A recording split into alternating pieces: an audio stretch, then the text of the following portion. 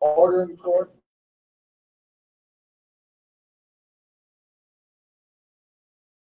Noah.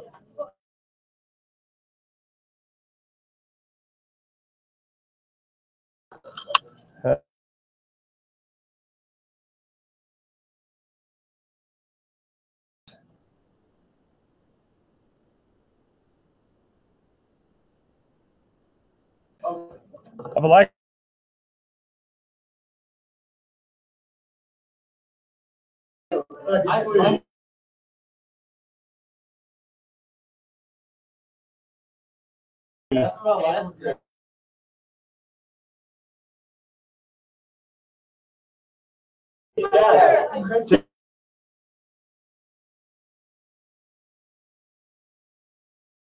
And people.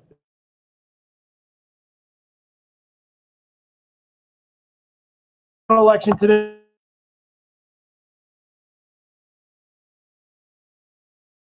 I have first period.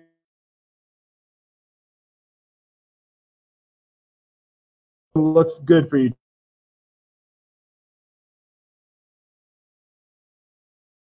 Need to see in first.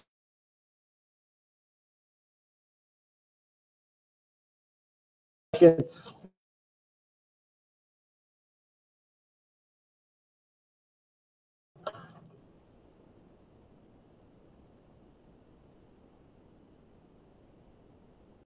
Yeah.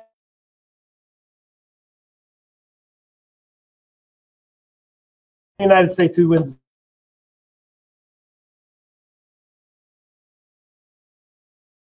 Who wins and why?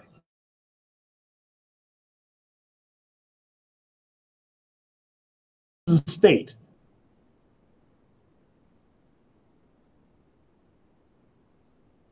Excited by you all.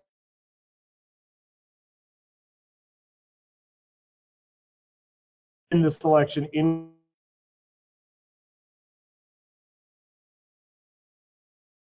Chad win.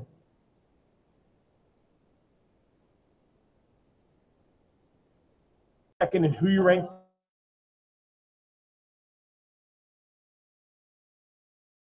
You would have 13.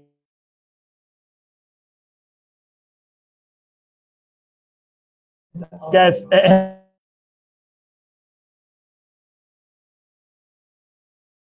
35 of you, there's only one.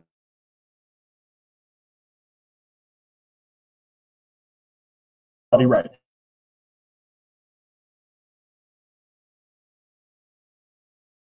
There is rarely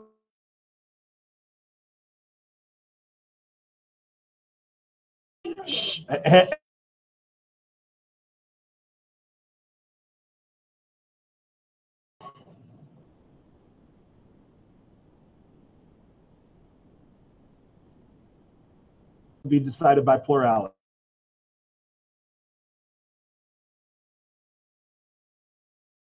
Wins. If there's 50,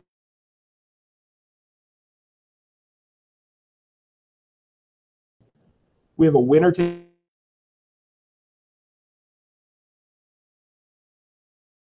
And if you don't know,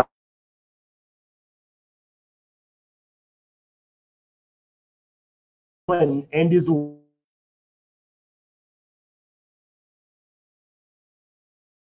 to be decided by the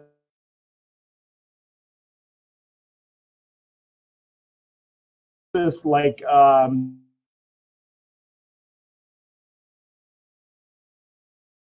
to the Democrats and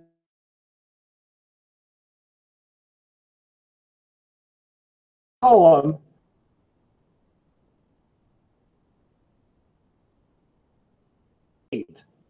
and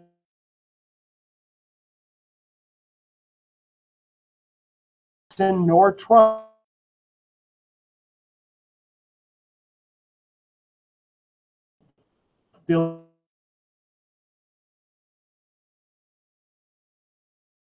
led by Republicans.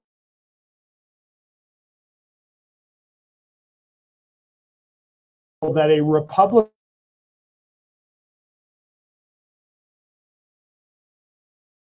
House can vote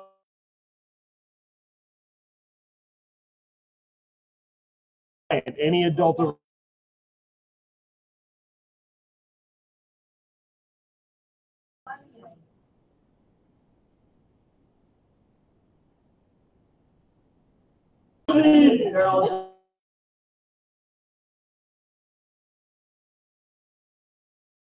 a legitimate way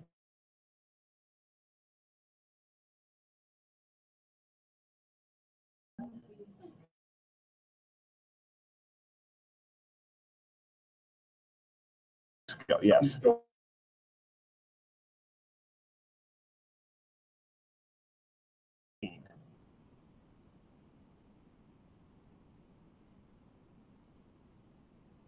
Just came out last week and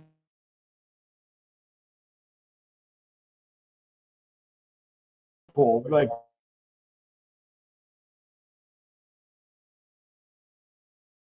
sent a poll out when they realized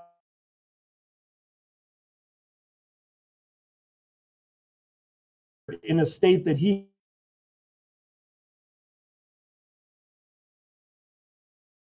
can't lose Utah.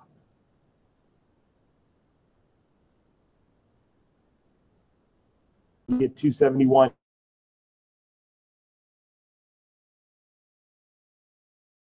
And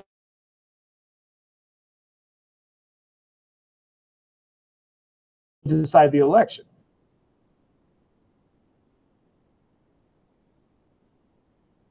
And they would go to the House.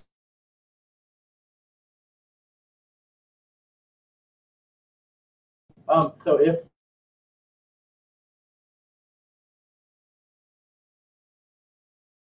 two,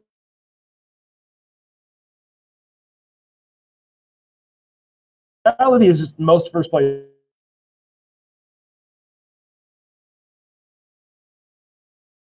How much is he?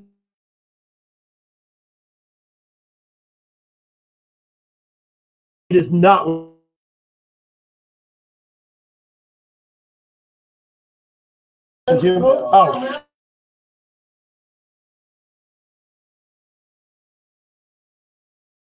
What's that?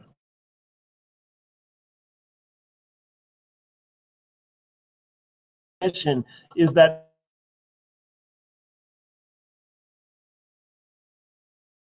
the nation's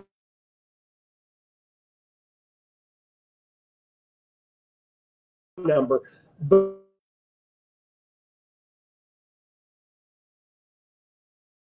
system is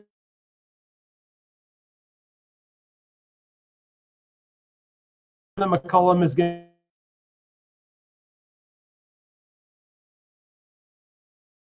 electoral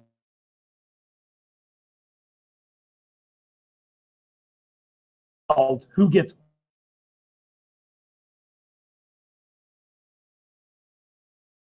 now probably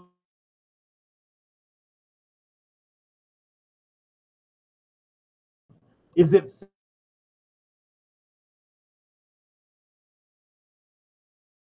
today class is it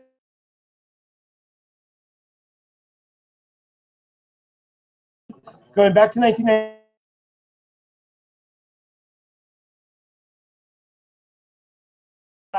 and Rob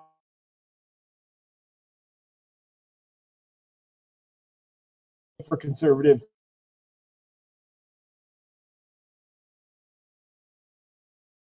became president by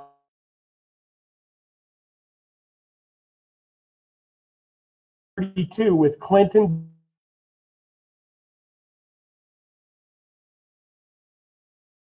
Is that fair?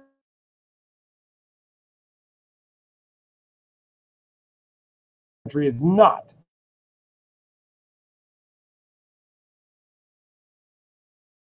Now, if he gets 50,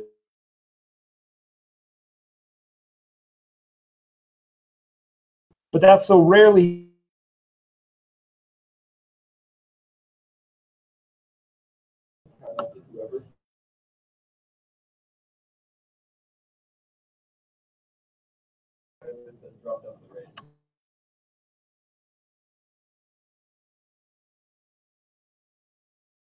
If they split their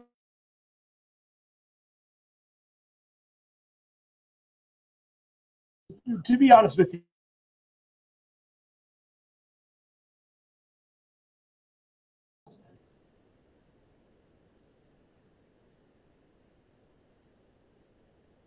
Republican, and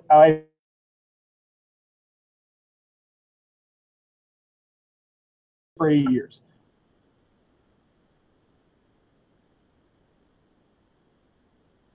This is not a landslide.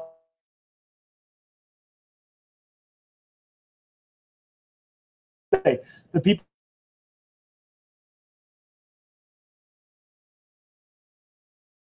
and the Trump people,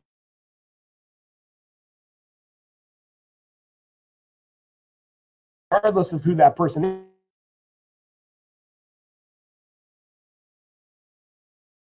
or are we going to elect Clinton?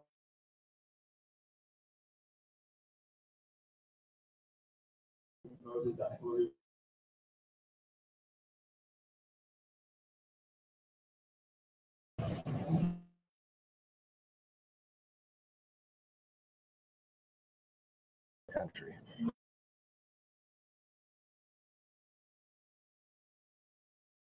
Throw that out there. No.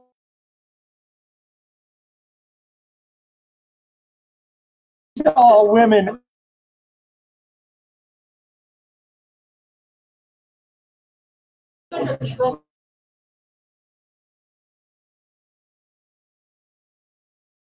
And just so you know, like,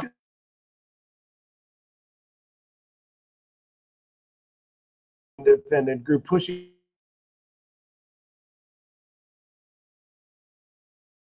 all, you know,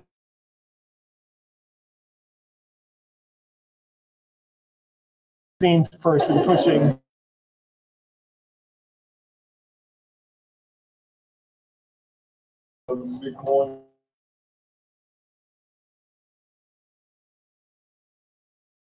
in a state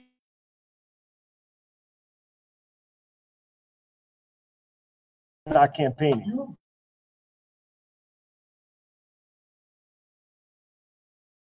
Imagine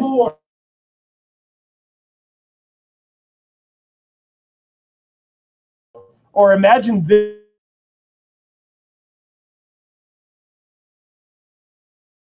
Have to get up there and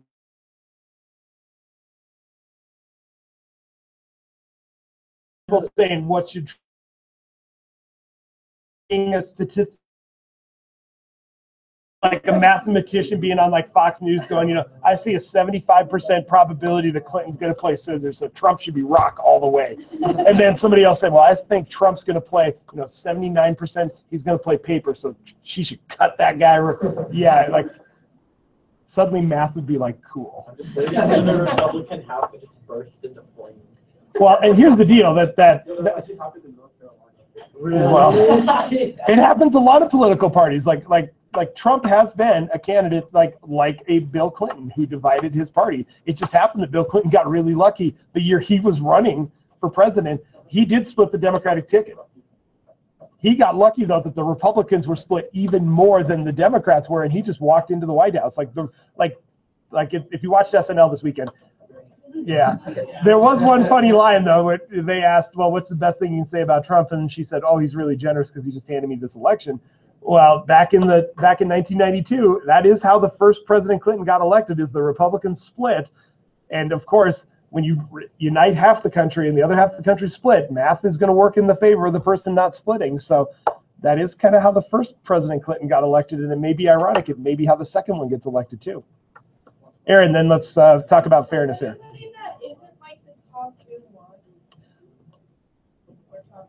I believe the Whig Party had a candidate in the 1800s that won, but that was when the Whig Party split into what is now the Republican Party and what is now the Democratic Party.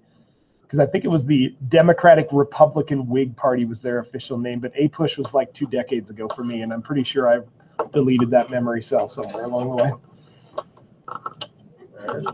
That was that was the DBQ the year I was in APUSH, so that was what we spent most of the year on. So anyways, let's talk about fairness of elections. So who wins this election? Chad does. Why? He wins by plurality. The fairness criteria. And to give you the general preview, there's basically two ways an election can be unfair. Number one is declaring a winner by plurality, because that's dangerous. That's saying more than 50% of people did not vote for this person, but they still win. That's very dangerous for an election being fair. And the second way is by using a point system. Because even on a three-way election, first is worth 3, last is worth 1, but you have no idea if people like that person 3 times as much as the other, or if they love the first person, hate the last person, and wish they could give them no points. That lends itself up to elections being decided unfairly. So what is the criteria for fairness? There are 4 of them. The first criterion, which is the singular of criteria, the first one of those is that if a candidate, and I'll refer to our winner today as candidate X, if candidate X gets a majority of first place votes, candidate X should be declared the winner.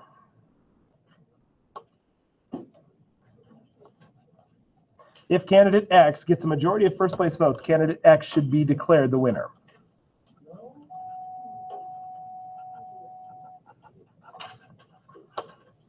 Which, if you're more than half of people's first place choice, you're going to win. That's a really hard one to violate too. And what we are looking for on this is, does a particular election violate the fairness criteria? And just so you know, spoiler alert, almost all of them do. It's very hard to have a fair election. So if candidate X gets a majority of first place votes, candidate X should be declared the winner. Second one, if candidate X wins every pairwise comparison, every pairwise starts with P, pairwise comparison,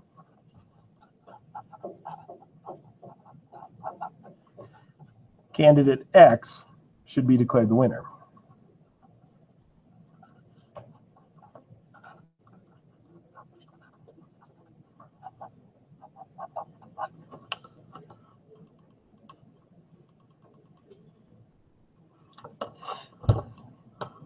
So in other words, if you beat everybody head-to-head, you should be the winner. If you get the majority of first place votes, you should be declared the winner.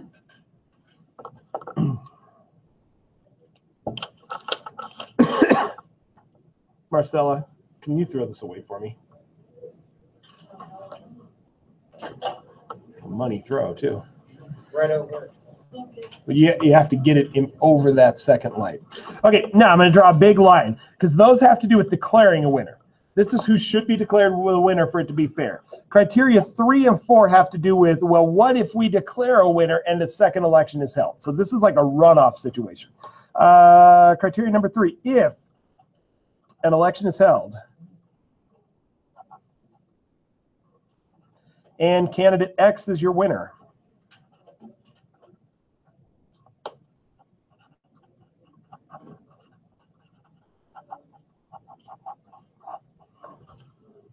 I need a victim to pick on here.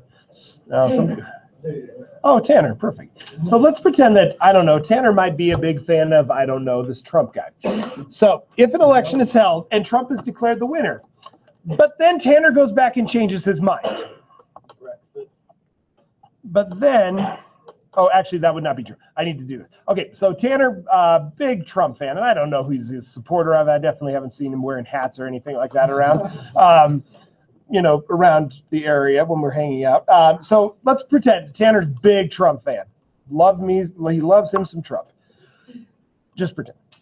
But then Hillary wins the election. But then Tanner's like, wait a minute, no, I want to change my vote. I want to vote for Hillary now. But that causes Trump to win the election because Tanner was thinking way ahead. He looked at the schedule, he looked at the voter preference sheet. He realized, wait a minute, if I do this, then Trump will win. That's unfair. So if an election is held where the candidate is declared the winner, but one or more voters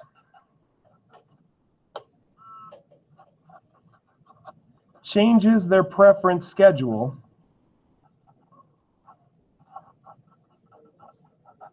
because this happens. Like, people see somebody's going to win, so then they're like, oh, I want to vote for him. I don't want to vote for a loser. But changes their preference schedule to move candidate X up. So in other words, let's say What's that? Candidate, like, why? Nope, I'll explain in just a second. Okay. But one or more voters changes their preference schedule to move candidate X up. Candidate X should still win. So is this like in Utah? So It's exactly what's happening in so Utah. it's like if you don't want Trump to be elected, but you know Hillary's not going to beat him in Utah, so you vote for Ed McMullen. Is that what you're saying? Hold on just a second. So let me think an example through real quick.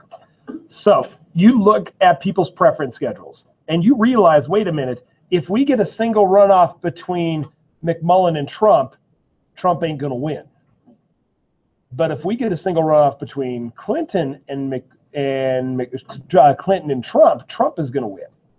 So I look at the schedule and I realize that, wait a minute, if I vote for Hillary, suddenly Trump and Hillary are in the final two. But if I vote for Trump, suddenly McMullen and Hillary are in the final two. So I move it up to vote for Hillary so that Trump and Hillary are my final two in a single runoff. Then Trump ends up winning. That violates the fairness criteria, because if you move a winning candidate up in your preference chart, causing them to lose any election, that is not legitimate. So again, here's what has to happen. So candidate X needs to be declared the winner. So think Brexit. And whoever said that, good thinking. So think Brexit. So Brexit is where the British exited the European Union, and then people had a lot of regret about leaving it because they only voted for it thinking it wasn't going to pass anyways, and they were like making a statement. But then it passed, and they're like, whoa, I didn't really, I just want to make a political statement. I didn't want to, send our economy into the turmoil.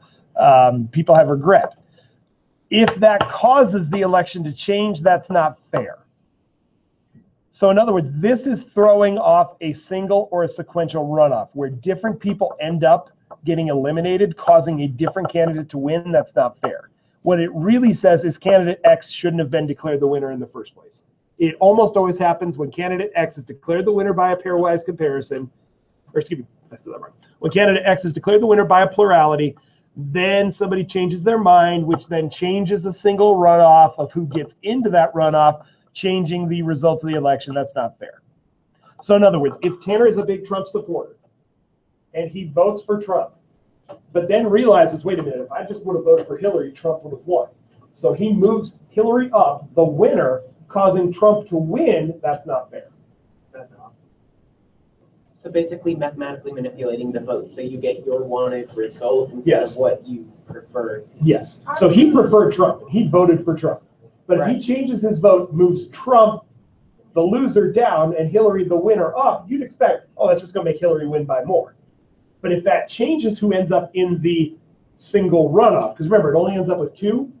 So if it changes who ends up in the single runoff, and suddenly now that causes the winner to now lose, that's not fair. Moving a candidate up shouldn't cause them to lose, is the baseline of that. Do people do that in the primaries and there's 99? People do that in countries that they vote on preference, not on winner take all. Because right now, you are going to vote for somebody in this election. You're only going to vote for one. You may love all of them. You may hate all of them except the person you're voting for, but we have no idea. And that's where we get unfair elections here, is because we have such a limited amount of data that we get from our voters. If we had you rank the four major candidates, 1, 2, 3, 4, that would change our entire election system to be more of a system where instead of just trying to get these guys to vote for you or these guys to vote for you, you wanted all of them to be okay with you. Because you can imagine mathematically, if we rank the candidates 1 through 4, and you rank Trump 4th, that's really going to hurt his chances to win. And if a lot of people rank him 4th, that's really going to hurt his chances to win. But if they rank him 2nd, that's going to help his chances to win. So more people would be campaigning to get all of the people to like them instead of just part of the people to like them. And that's why we have a divisive system. It's winner take all, and it only goes on plurality. So you have no reason to appeal to the people that don't like you. In fact, you'd rather have them hate you because then that riles up your group. If we voted on a schedule where being 2nd or 3rd mattered, people would have to appeal to all the people. They'd have to get policies that a lot of people would get behind, not just their half. Because right now we have a system like Clinton's appealing to her base, Trump's appealing to his base, but nobody's really reaching out to the other side. Like Hillary's not doing much to get the Trump supporters to vote for her. And Trump's not doing much to get the Hillary supporters to vote for him. If we had a system where we wrote down second, third, fourth place, they would have to reach over to the other side, which would probably improve the dialogue, the debate, make our country more civil, those types of things. Anyway, If we did that, wouldn't like the kind of like third party people have a better shot? much better. Because right now, you can imagine the Trump supporters are probably going to put Hillary last, and the Hillary supporters are probably going to put Trump last. So they're going to have to decide of those third-party candidates where they're going to rank in between. And you're absolutely right. It would make it much more viable for a third candidate to not only be competitive, but to win, because those third-party candidates probably reach out to a larger percentage of the overall population, but don't have much of a population that likes them the best. Yep. So if they did that, then wouldn't they have like all like second place votes or first place votes? They would. And in fact, not today, but on Thursday, we're going to talk about approval voting. Actually, that's not true. We're going to talk about approval voting on Monday of next week. Approval voting is where you say, okay, so you have your ballot. So let's go Johnson, Stein, Clinton, Trump. You vote for first place. So let's say we know our boy Tanner's voting for Hillary over there. He puts Hillary first. But then you also put on the other side of the ballot which candidates you would approve of. So here's how those elections are decided. If you get 50% of first place votes, you automatically win. If nobody gets 50% of first place votes, whoever has the highest approval rating wins. In which case, third-party candidates almost always win. Because if you're just trying to appeal to half, you're not going to get much of the whole. Audrey. I don't even think it's possible, but like if someone has already been president for 8 years, Yep. and then they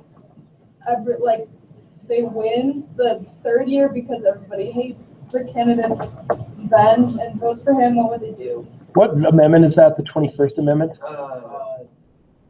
I don't know. I think it's just, you can't run it. Yeah. Hold on. I want you to look at the wording. Yeah.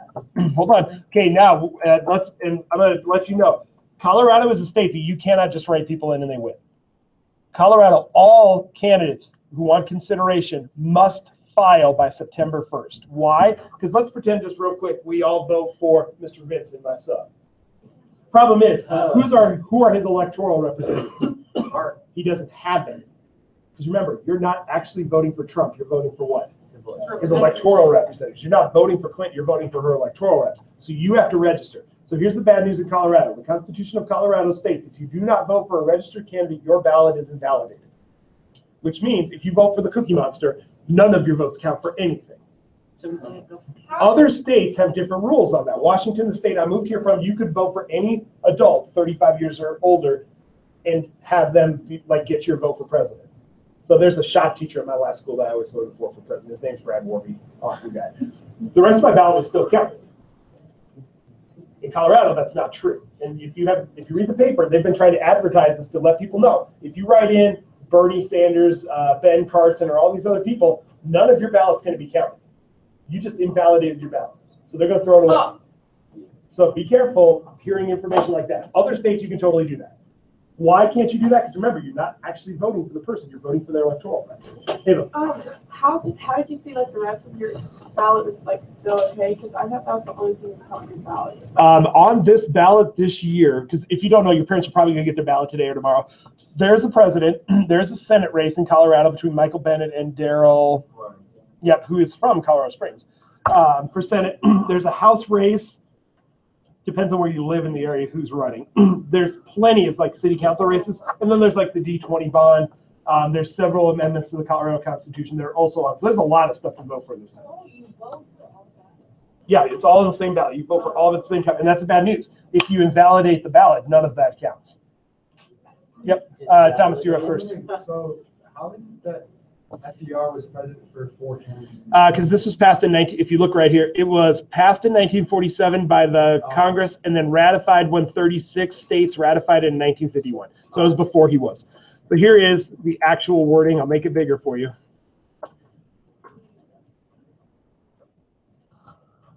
How would this, so you know how you're Tanner, if he changed his mind? Yep. How would he, would he redo his ballot? In other countries, they have a runoff election. If nobody wins the first one, there's a second one. So the issue with that is if somebody is declared the winner prematurely and a second election was held, that could invalidate the first election. not held in this country, not happening in this one. But if you knew the preference schedule and you held a second election, it should still validate the winner of the first one. Otherwise, the first election was unfair. So let's say I have you write down for prom queen. There's 4 people running for prom queen. I have everybody write down their first, second, third, fourth choice. We hold the first election. And then Aaron says, wait a minute, Tara should have won that first election. That was totally unfair. And they look and they're like, wait a minute, Tara would have beat all the other 3 candidates head to head. That election wasn't fair. Like Tara should have been declared the winner. That is where you look at it and then go back and say, hey, this first election wasn't fair. We should hold another election. Well, here's the bad news. How do you usually run elections? Winner take all, highest number of votes. Homecoming, Yeah, they homecoming messed got it up rid. and you could vote more than one time, so people voted for themselves. Yeah, a club spent the entire club period voting for the same person over and over.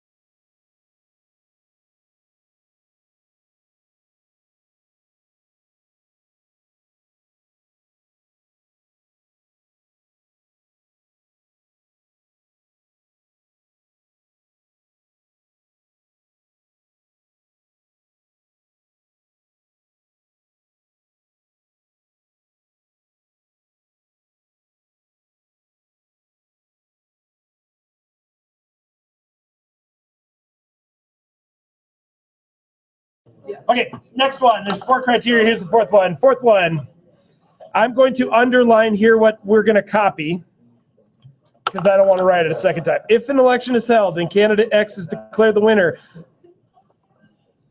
if an election is held, candidate X is declared the winner. Part 4, and a losing candidate drops out. Oh.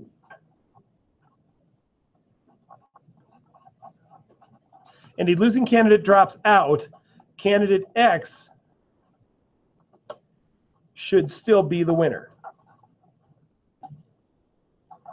Now, what is, again, this has a lot to do. This has a lot to do with declaring winners by plurality, which is never a good idea. Number 2, declaring winners prematurely, like by a board account or something, which is never a good idea and a really good way to have a really divisive system. But if you declare a win at the start and you hold a second election, those winners should still win. If a losing candidate drops out, aka like a single runoff, they should still win. In other words, like remember that Perot, Clinton, Bush presidency. If Ross Perot would have dropped out, George Bush would have been elected and there never would have been a President Clinton. There is no doubt in history on that. But because neither one of them dropped out, they split the vote and Clinton won. He probably shouldn't have won by the fairness criteria because if either one of them would have dropped out, another winner would have won. That is not fair. In other words, if one candidate drops out, causing a different candidate to win, that candidate should have never been declared the winner. And again, beneath the line, it should have never been declared the winner that you need to be thinking. Up here, that person should win no matter what. This, below the line, it shouldn't have declared that person the winner anyways. Chad, then Jay, then let's work this example So here. if you have like A versus B, and B would lose, and then Yep. A versus C, and A would lose, and Yep. you voted for C, so it's B versus C. Yep. That would be fair. Well, let's run it here in just a second. Jay. How do they know, like, the presidential election, like, the day of, like, the election? Because you only vote for one person. Like, all they're counting is how many people put the X next to Trump, next to Clinton, next to Stein, next to Johnson, winner takes it. Now, how do they know before that? Because they have data they've already gotten, like the poll that you brought up for the Utah one. They have that. Then they actually will have people posted outside election spots. Like, if you go vote, like you actually drive to like a church or a high school and vote, there may be people standing a certain distance away that are going to ask who you voted for. So that is just to reiterate, is the data we got matching the data that we have received? And then as soon as the polls close, there have been votes that have already been counted. Like, I vote by mail. So I will mail my ballot in a few days before the election. So they will already have it, and most of those have already been counted before the election even starts. So then they start releasing those. If all three of those match up, they will usually declare a winner. Now, of course, there's a much more statistically rigorous way that they do that. You know, if this is off by this amount, by that amount, then we feel confident in the data. If they're way off from each other, then they usually wait for more data to come in. It's why some states, they will call the state as soon as the polls close. Because as soon as they get that first actual data back, if it matches what they were thinking, they know who's going to win that state. Now, don't forget, there have been instances when they have had to change their mind. Ohio last in between Romney and Obama went back and forth a couple times.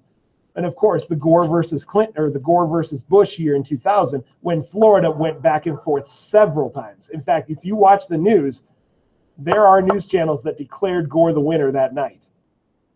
Then later declared Bush the winner that night. Then later went back to Gore, and then went to undecided. Yep.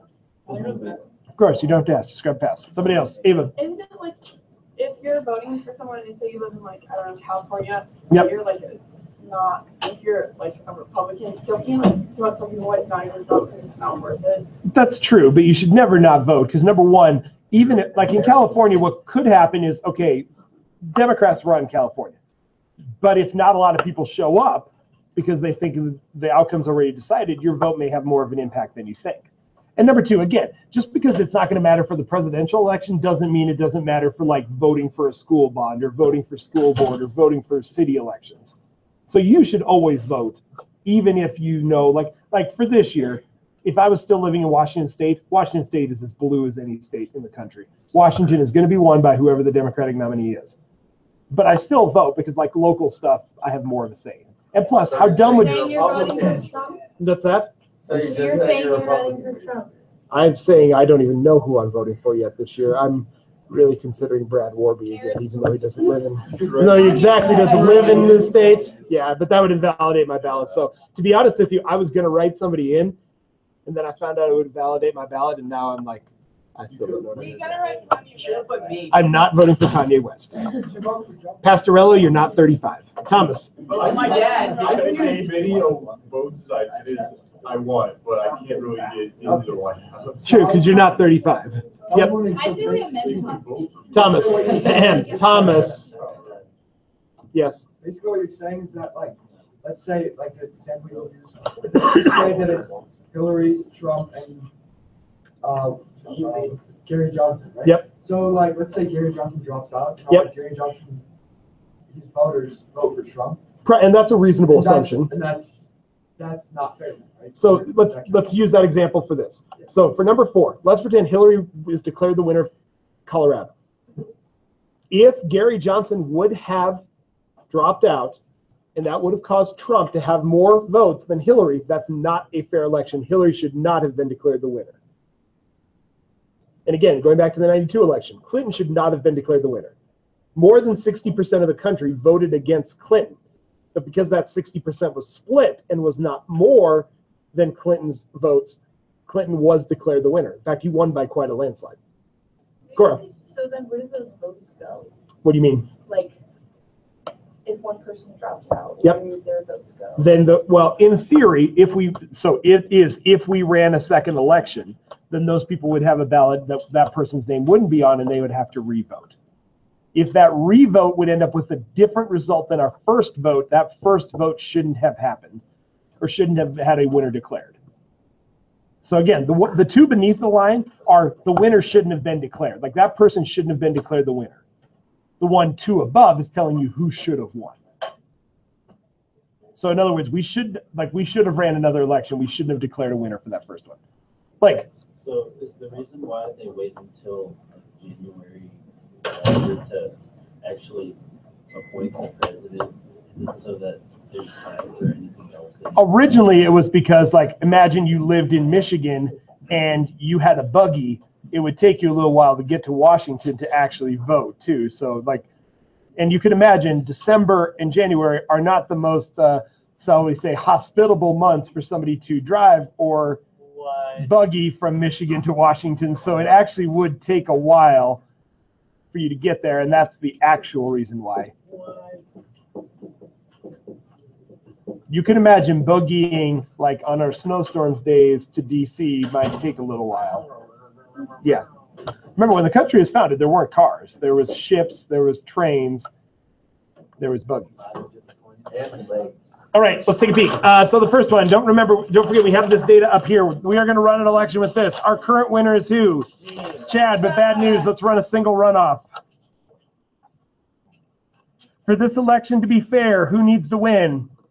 Chad, let's run it off. So part A, B, C. Audrey gets these 13 votes. Haley gets these 11 votes. Chad gets those 14 votes. In a single runoff, who gets eliminated? Sorry, Haley. Who do the votes go to, though? Audrey. She gets 11 more. Who wins? Audrey. Okay, therefore, a losing candidate dropped out, causing a different candidate to win. Therefore, this would not meet the fairness criteria. Based on criteria number 4, right. This would not meet fairness criteria number 4. And that's what you're going to be asked to do in your homework tonight. You'll be given an election. You're going to decide the winner by plurality or by board account, and then you're going to ask, does this meet fairness criteria number 2? In which case, you need to run a pairwise comparison to make sure to make sure nobody wins every head-to-head who wasn't declared the winner already. Chad. So you always run a pairwise comparison? Okay, so let me look at the homework real quick. I'll just show you, and then I'll have my wonderful TA, Marcella, run it. So you have to do number 20 tonight, I think is one of them. So number 20 asks you, so you're going to do a sequential runoff and criteria number 4. So suppose that you ran a sequential runoff method for this. You'll declare a winner by sequential runoff. Then you'll ask, does fairness criteria number 4 be satisfied by that, yes or no? Now, look at this election real quick. Who wins by plurality? A, right. So who needs to win the sequential runoff? A. But let's look real quick. Who's going to get eliminated? Who are the votes going to go to? Who's going to win? B. Is fairness criteria number 4 satisfied? No, because the losing candidate dropped out, causing a different candidate to win, hence. There's one that asks you to do a board account, but I can't remember which one it is. Yeah, whichever one it asks you to do. Okay. So it kind of is another day to practice what we were talking about before, but again, the goal of this is that when you run something, whether it's a nonprofit, a board of directors, a little league election, that you at least give pause to think, how should we do this? Because if you just have the person who wins the first, the highest number of first place votes, that may leave a large percentage of your group not satisfied. We will only teach you one more method that's called approval voting. We'll teach you that next Tuesday. On Thursday, we're going to be doing apportionment. Apportionment is when, like, you own a company, you have these 7 different divisions, and you're going to appoint a supervisor for each one of those divisions. Or you have, like, let's use a more complicated example. You have 10 supervisors. How are you going to apportion those 10 supervisors to those 7 divisions? And then what it gets to is, how do we apportion the 535 House members to each state? Like, how do we determine which states get how many? And you'd say, oh, we just use the population. Yeah, it's more complicated than that. And we'll learn 4 different ways that our country has done it, and that has led to majority rule with minority rights, because even small states still have a say, even though most states get to rule. So we'll actually talk about, like, the history of our apportionment in the United States. And I know it's like math and history merging, which is like 2 separate parts of your brain that should never intertwine, but a mystery.